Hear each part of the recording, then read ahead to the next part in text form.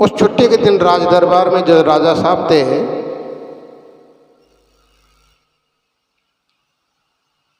वह उनकी बातों को सुन रहे थे। प्रथम लड़की कहती है कि जितना मजा शराब पीने में आता है उतना मजा किसी में नहीं आता। दूसरी लड़की कहती है जितना मजा झूठ बोलने में आता है उतना मजा किसी में नहीं आता। तीसरी लड़की कहती है कि जितना मजा मांस खाने में आता है उतना किसी में नहीं आता। और चौथी लड़की कहती है जितना मजा प्रेम लड़ाने में आता है इतना किसी में नहीं आता। राजा साहब ने उन चारों लड़कियों को अपने महल में बुलाया। बुलाने के बाद राजा साहब उनसे पूछते हैं, तो पहले लड़की से पूछा क्या आप शराब पीना जानती है? कह नहीं साहब शराब तो नहीं पीती हूँ, लेकिन हमारे मोहल्ले में शराब पीते हैं।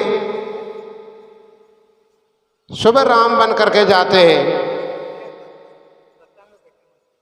शाम को शराब पी करके आते हैं तो रावण बन जाते हैं। अगर उनको शराब पीने में मजा नहीं आता तो वह रोज क्यों पीते? दूसरी लड़की से पूछा क्या आप मांस खाना चाहती है?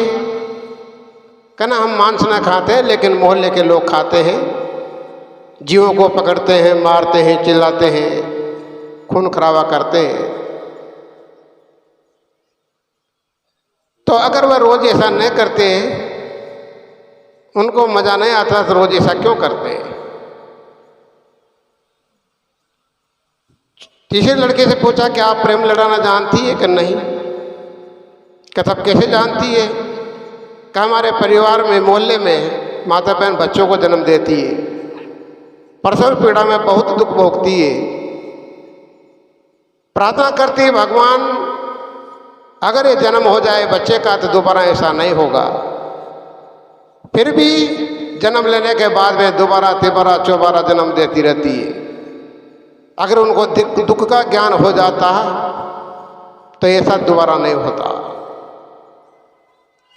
तीसरी लड़की से पूछा आप झूठ बोलना जानती है? चौथी लड़की कहाँ से आप जानती तो हूँ, का फिर बोलो कि आप मुझे 1 महीने की छुट्टी दो और 2000 रुपये नगद दो। दे दिया राजा साहब ने, छुट्टी दे दिया।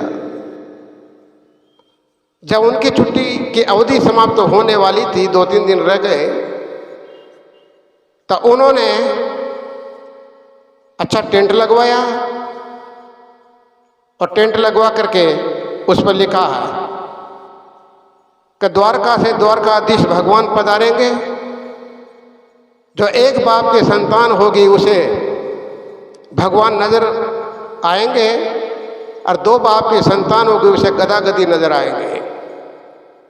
10 रुपया टिकट वैसे बोर्ड लगा दिया। वो टेंट लगा करके कुमार के पास गई, गधा गदी को लेकर आए, 500 रुपये दे दिया उसको। उसको कपड़ा पहना करके मुकुट लगा करके तख्ते पे खड़ा कर दिया। एक व्यक्ति बिठा दिया गेट पे, जो भी आते हैं 10 रुपये देता, भगवान का दर्शन करने जाते, लेकिन बाहर आकर ये न कहते कि गदा गदी है। धीरे धीरे राजा साहब के पास बात पहुंची तो राजा साहब कहते हैं अपनी धर्म पत्नी से कि देखो अपने गांव में द्वारकाधीश भगवान राधे रानी पधारे हैं, हम भी चल कर दर्शन कर लें, गांव में आ गए तो चले। दोनों अंदर गए तो राजा साहब उनके दंडवत करने लगे, ढोक देने लगे और रानी कहती है कि राजा साहब ये राज भगवान नहीं, गधे गधी है। तो दोनों अंदर लड़ाई करने लगे। बाहर आ गए, चले गए। लड़की ने वो टेंट वेंट सब हटा दिए, गदा गदी भगा दिए। दूसरे दिन लड़की गई राजा साहब के पास।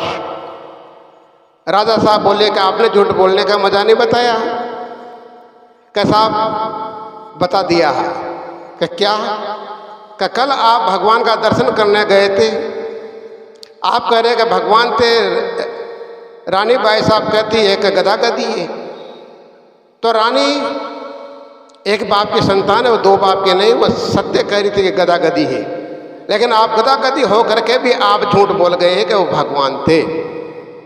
कहने का अर्थ सदगुरु कबीर साहब की भाषा में ये है, ये सारा संसार इन चार बातों के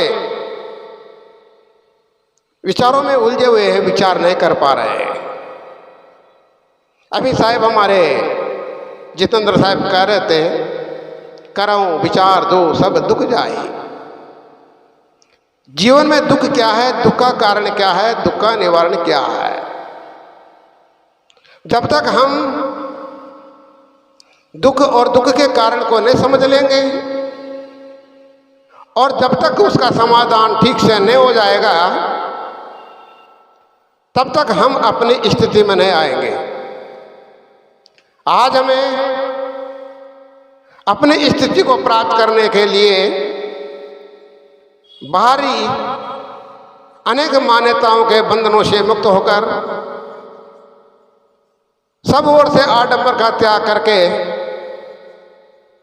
लोक परलोक को छोड़ करके और अपनी ओर लौटना होगा।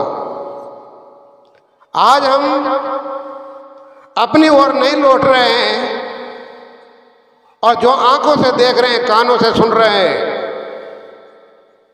और मन इंद्रियों से जो अनुभव कर रहे हैं, उनके पीछे दौड़ रहे हैं।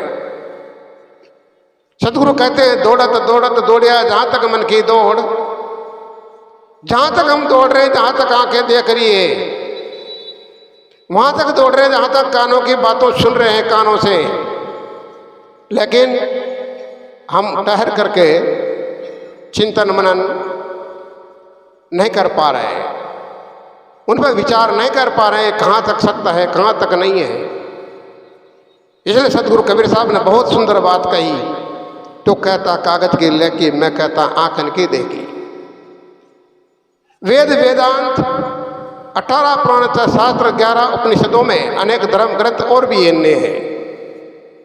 उनमें जो लिखा है उनको हम पढ़ रहे हैं लेकिन विचार नहीं करते हैं। सदगुरु कबीर साहब ने बहुत सुंदर बात फिर कहा है, वेद किताब कहा कि न झूठा झूठा जौन विचारे। वेद किताब इत्यादि झूठ नहीं है। झूठ तो वह है जो उनके ऊपर चिंतन मनन विचार नहीं करते हैं। इसलिए हम सबको आज विचार करने की आवश्यकता है, मनन करने की आवश्यकता है, चिंतन करने की आवश्यकता है। जब तक चिंतन मनन विचार करके हम अपनी ओर लौट करके स्थिर न होंगे और बाह्य आडंबरों का और पाखंडों का त्याग नहीं कर देंगे, तब तक हम अंदर से सुखी न हो सकते। ये भटकाव जब तक रहेगा तब तक हम अशांत रहेंगे। इसलिए अशांति से लौट करके शांति की ओर आ जाओ, भारी आडंबरों का त्याग करके अपने में स्थित हो जाओ। यही जीवन का वास्तविक स्वरूप है। इसलिए अपने जीवन को कुशल मंगल जियो और चिंतन मनन स्वाध्याय करते रहे हुए अपना जीवन का विचार करो। इन्हीं शब्दों के साथ आप सबको बहुत बहुत शुभकामनाएं और मेरी वाणी को विराम देता हूँ।